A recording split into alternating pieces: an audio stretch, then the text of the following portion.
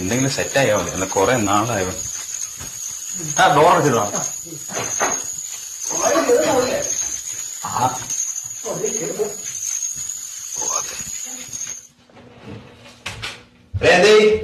എവിടെ നടക്കുവോ? സ്ക്രിപ്റ്റ് ഒക്കെ കഴിഞ്ഞു. ഞാൻ ഞാൻ ചെറിയൊരു ഹൊറർ എവിടെ അത് വിളിക്കൂട്ടാ. ഹൊറങ്ങി ഹൊറർ കേക്കട്ടെ. ഫ്രഷ് ഐറ്റം അല്ല, പണ്ട് മുത്തശ്ശി പറയാനുള്ള നല്ലിയുടെ അതില്ലേ അതന്നെ. ഇത് മറ്റേ പണ്ടെങ്ങാണ്ട് കെട്ടിത്തുങ്ങിച്ചത്ത മറ്റേ കഥ അതൊക്കെ തന്നെ. പക്ഷെ ഞാൻ കുറച്ചുകൂടി ഡീറ്റെയിൽ ആയിട്ട് തപ്പിയപ്പോ കഥ മൊത്തത്തിൽ മാറി. കഥയൊക്കെ പറയാം. കഥ പറയുന്ന കഴിഞ്ഞാല് ചുമ്മാ ഇരുന്ന് കൊണയടിക്കാൻ നിൽക്കാൻ പറ്റും. മിണ്ടായിരുന്നു കേട്ടോ, എന്നോട് പ്രത്യേകിച്ച്. എന്തേലാണോ എടാ നീ എന്തായി കാണിക്കണേ? ഇങ്ങനെ പേടിക്കണ്ട, പ്രേതകഥയല്ലേ, എന്റെ ഒരു ആംബിയൻസ് ഇരിക്കട്ടെ. എടാ നളിനി ഇവിടെ ജീവിച്ചിരുന്ന ഒരു 70 സ്ത്രീയായിരുന്നു.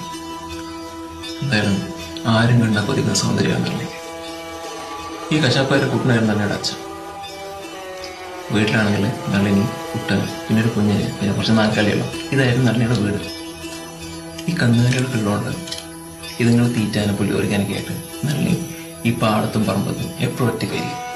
അങ്ങനെ ഒരു ദിവസം നമ്മുടെ പഴയ ക്വാർട്ടേഴ്സിലെ കള്ളു പിടിച്ചുകൊണ്ടിരുന്ന എസ് ഐ രാഘവനും മറ്റു പോലീസുകാരും പറമ്പിൽ കന്നിനെ തിരിച്ചുകൊണ്ടിരുന്ന നളിനെ കണ്ടു.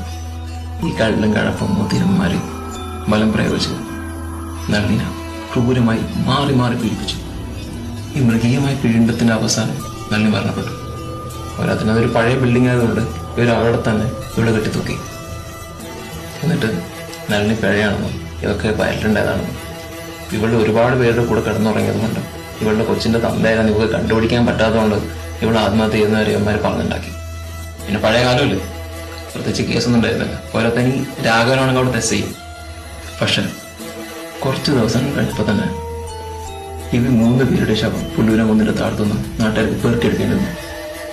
ഇപ്പോഴും ആ പഴയ കെട്ടിടത്തിന്റെ അവിടെ ചെന്ന് ചെവി ഓർപ്പിച്ചു കഴിഞ്ഞാൽ നല്ലൊരു ശബ്ദം കേൾക്കുന്ന മുത്തശ്ശിവരെന്നോട് പറഞ്ഞു. എടാ നല്ലി ഇവിടെയൊക്കെ തന്നെ ഉണ്ട്. ഇപ്പൊ നമ്മള് അവളെ കുറിച്ച് എന്തെങ്കിലും അനാവശ്യം പറയുകയാണെങ്കിൽ തന്നെ അവള് തേടി വന്നു കൊല്ലുന്ന പറയുന്നത്. വെറുതെ തള്ളു. ഞങ്ങളെ അവിടുന്ന് എത്ര കുപ്പി അടിച്ചിരുന്നു, അടിച്ച് ഓഫായി കിടന്നിരുന്നു. അപ്പൊ അവിടെ